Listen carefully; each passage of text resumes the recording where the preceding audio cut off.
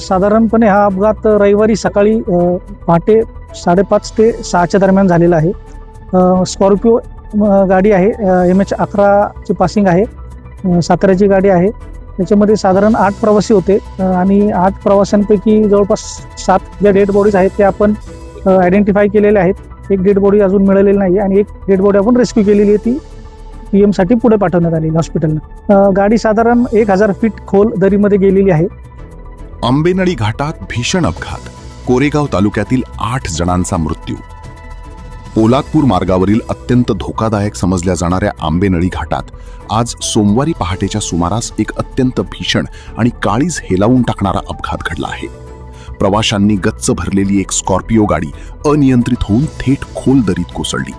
या भीषण अपघातात गाडीतील सर्वच्या सर्व 8 प्रवाशांचा जागीच मृत्यू झाल्याची प्राथमिक माहिती समोर आली आहे. हे सर्व मृत प्रवासी सातारा जिल्ह्यातील कोरेगाव तालुक्यातील आसगाव येथील रहिवासी होते. रेस्क्यू टीमचे सदस्य सागर दाहिंबेकर यांनी दिलेल्या माहितीनुसार सोमवारी पहाटे 3 वाजेच्या सुमारास या अपघाताची माहिती स्थानिक प्रशासनाला आणि मदतकार्य पथकांना मिळाली.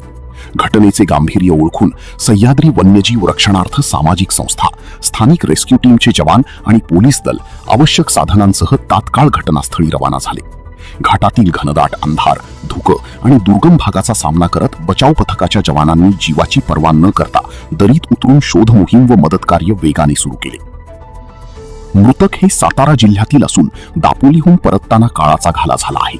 रायगड जिल्हा आपत्ती व्यवस्थापन अधिकारी सागर पाठक यांनी अपघातग्रस्त वाहनाची आणि मृतांची अधिकृत माहिती दिली आहे. अपघातग्रस्त स्कॉर्पिओ गाडीचा क्रमांक MH11 DN2340 असा आहे. प्राथमिक माहितीनुसार हे सर्व तरुण कोकणातील दापोली येथे पर्यटनासाठी गेले होते. दापोलीहून सातारा जिल्ह्यातील आपल्या गावी परतत असताना भल्या पहाटे हा भीषण अपघात झाला आणि एकाच गावातील 8 तरुणांवर काळाने घाला घातला. या घटनेमुळे आसगाव तालुका कोरेगाव परिसरावर शोककळा पसरली आहे. अपघाताचे कारण अद्याप अस्पष्ट.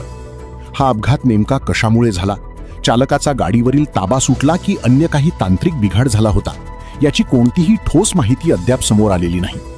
पोलीस आणि स्थानिक प्रशासन या प्रकरणी अधिक तपास करत आहेत. या अपघातात महेश अनिल पवार वय 25 वर्षे, राहणार आसगाव तालुका कोरेगाव, आदित्य अशोक साळुंखे वय 21 वर्षे, राहणार आसगाव तालुका कोरेगाव, रितेश राजेंद्र लोखंडे वय 25 वर्षे, राहणार आसगाव तालुका कोरेगाव, सुहास जितेंद्र लोखंडे वय 20 वर्षे, राहणार आसगाव तालुका कोरेगाव, अंश समीर चव्हाण वय 18 वर्षे, राहणार आसगाव तालुका कोरेगाव, उत्कर्ष आनंद शिंगटे वय 21 वर्षे, राहणार आसगाव तालुका कोरेगाव, अनिल अभिमन्यू शिंगटे वय 25 वर्षे, राहणार आसगाव तालुका कोरेगाव व नितीन किसन नायकोंडे वय 35 वर्षे, राहणार आसगाव तालुका कोरेगाव. या 8ही जणांची दुर्दैवी मृत्यू झाल्याची माहिती समोर येत आहे.